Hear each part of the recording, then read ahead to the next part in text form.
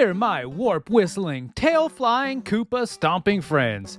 Today we're diving into the pixelated world of Super Mario Bros. 3, a game that didn't just raise the bar, it flew over it with a raccoon tail. Ever wonder how a simple plumber could transform gaming forever? Not just once, but 3 epic times? Well, grab your favorite controller and let's jump right in by warp-whistling back to the late 1980s in Japan, where the magic behind Super Mario Bros. 3 began. Picture this.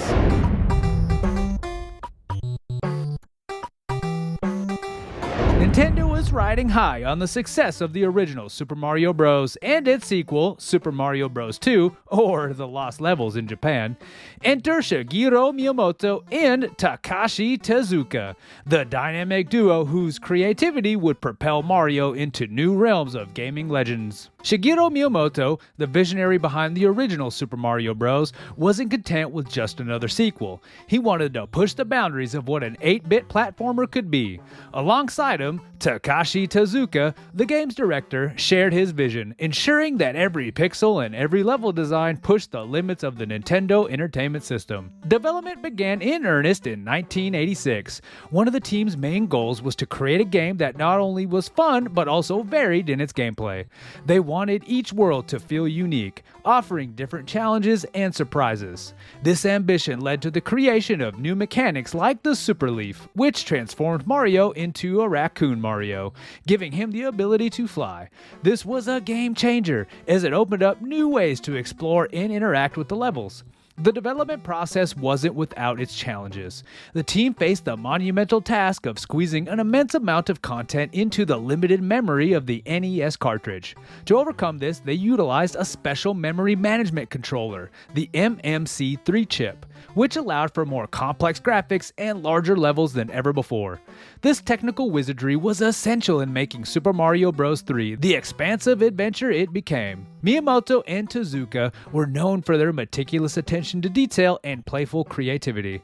For instance, the game's iconic overworld maps, which allowed players to choose their path through the game, were a direct result of their desire to give players more freedom and control over their adventure. This was a significant departure from the linear progression of previous Mario games. The game's development wasn't just about technical achievements and creative breakthroughs, though. It was about a team of passionate individuals working tirelessly to bring their vision to life. Katsuya Iguchi, the game's assistant director, and Koji Kondo, the legendary composer who created the game's memorable soundtrack, were crucial in this process. Their contributions helped to create a game that was not only technically impressive, but also deeply engaging and enjoyable. But the game also had its share of controversies. In 1990, a lawsuit was filed against Nintendo, alleging they had copied elements from a game called Great Giana Sisters. However, the case was settled out of court, and Super Mario Bros. 3 continued its journey to becoming one of the best-selling games of all time. Now that we've uncovered the secrets behind the making of Super Mario Bros. 3,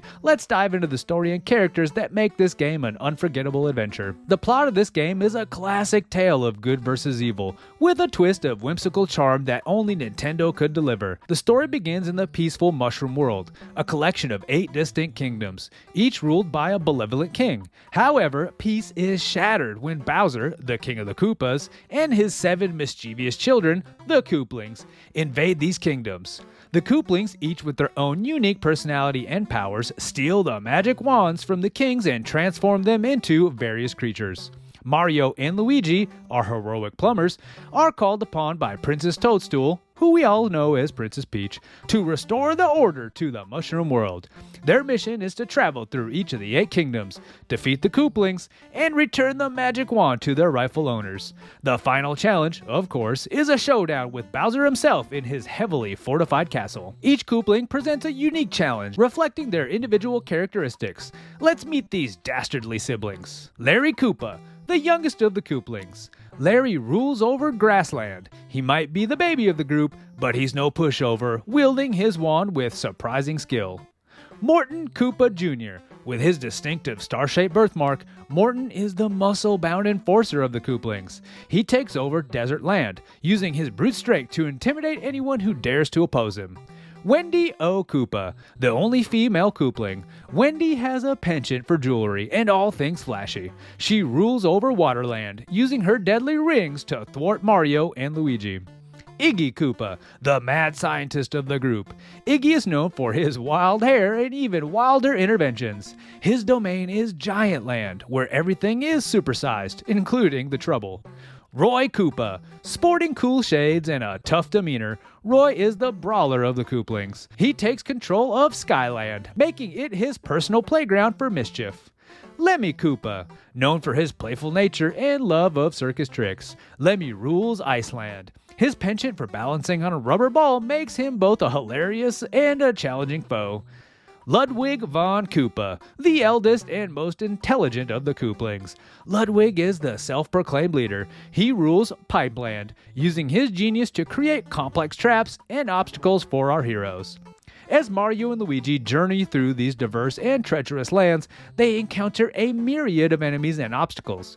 Each kingdom is a unique world unto itself, from the lush fields of grassland to the icy plains of Iceland. This diversity keeps the adventure fresh and exciting, with each new area presenting its own set of challenges and surprises. The story of Super Mario Bros. 3 isn't just about the grand quest to save the Mushroom World.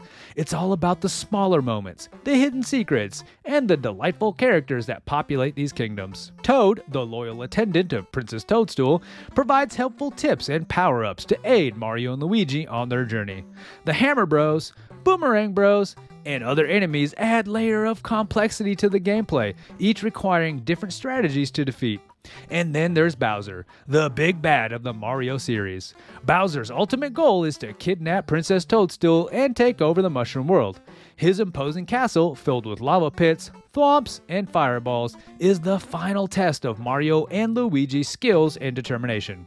But let's not forget about the heroes themselves. Mario, the brave and resourceful plumber, and his brother Luigi, the often underappreciated but equally heroic sidekick, at the heart and soul of the game. Their determination to save the Mushroom World and rescue Princess Toadstool is what drives the adventure forward, making players feel like true heroes with every jump, stomp, and power-up. And speaking of power-ups, let's grab them and dive into the heart of Super Mario Bros. 3 gameplay mechanics, where this game didn't just continue the Mario legacy, it reinvented it in ways that had players glued to their screens, palms sweaty, thumbs blistering, and hearts racing. First off, it introduced a game-changing feature, the overworld map. As mentioned earlier, this nifty addition gave players the freedom to choose their paths, skip levels, and uncover hidden secrets.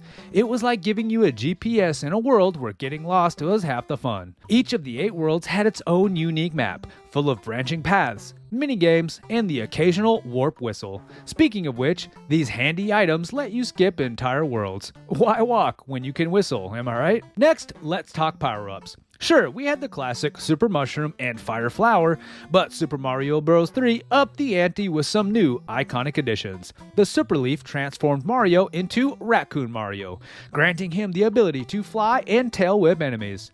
This power-up was a game changer, opening up vertical exploration and secret areas that were previously out of reach. Then there's the Frog Suit, which turned our favorite plumber into an Olympic swimmer, perfect for navigating the treacherous waters of Waterland. And who could forget about the Tanuki Suit? This not only gave Mario flight, but also the ability to transform into an invincible statue. It's like the game said, hey, you want to be a flying, tail-whipping, statue-transforming plumber? We got you covered. Oh, and let's not overlook Hammer Suit. Ever wanted to throw hammers like the Hammer Bros themselves? Well, now you could. This suit allowed Mario to hurl hammers, taking out even the toughest foes with ease. It was a rare find, but oh boy, it was satisfying to use. And by the way, if you're enjoying this deep dive into one of the greatest games of all time, why not like and subscribe? Who knows, it might just give you a one-up in life. Now, back to our regularly scheduled programming. The level design in Super Mario 3 was nothing short of genius. Each level was crafted to test players in different ways, from precision platforming to puzzle solving. The variety kept players on their toes, never knowing what challenge would come next. And the auto-scrolling levels? Pure anxiety-inducing brilliance, forcing players to keep moving and think on their feet. One of the most memorable features was the introduction of mini-bosses. Each had its own world and fortress, guarded by Boom Boom, a burly Koopa who got tougher with each encounter.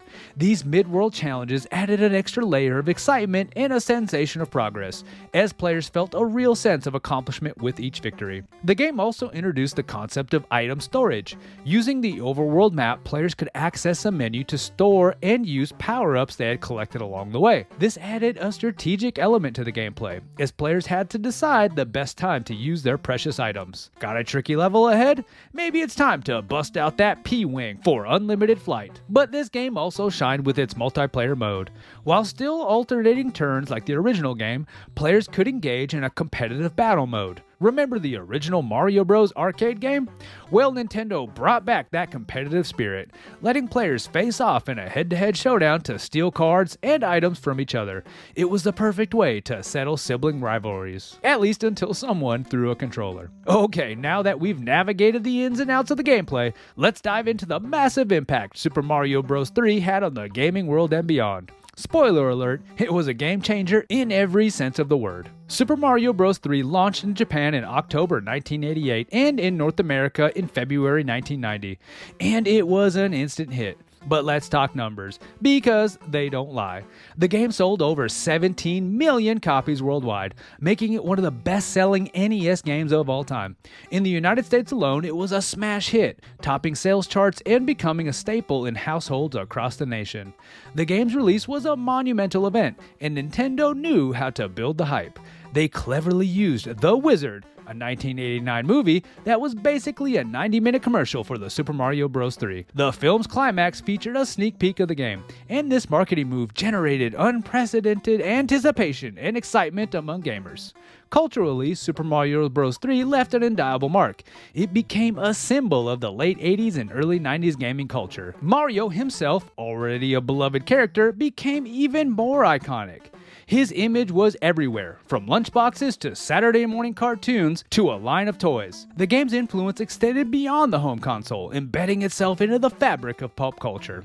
Now let's talk critical acclaim. This game was lauded by critics and players alike for its creativity and depth. It received near universal praise for its graphics, sound, and especially its gameplay.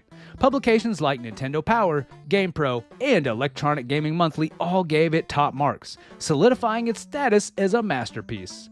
The game also had a significant impact on the speedrunning community. Super Mario Bros. 3 is a favorite among speedrunners due to its precise controls and the many glitches and shortcuts players can exploit.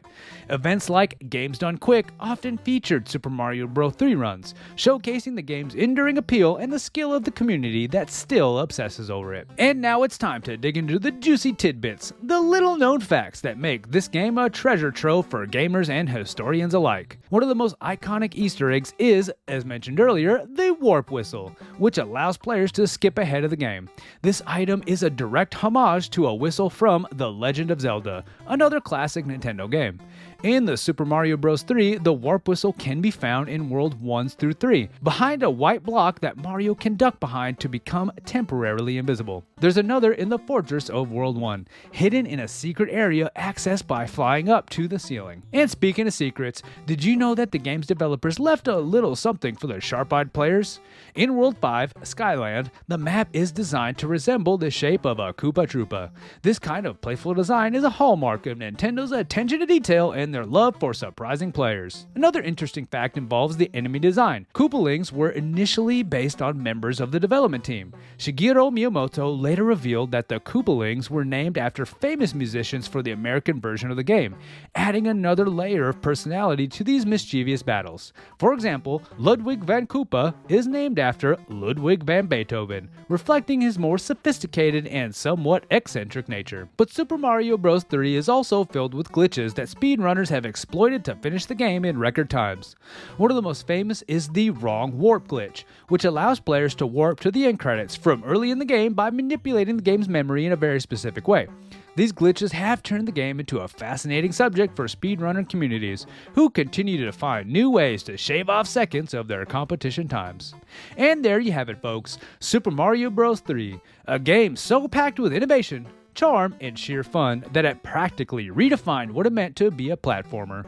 From its whimsical design and unforgettable characters to its groundbreaking gameplay and hidden secrets, it's no wonder this classic still holds a special place in our hearts. So the next time you hear that iconic overworld theme, remember the magic behind every pixel and the mustachioed hero who soared above to new heights.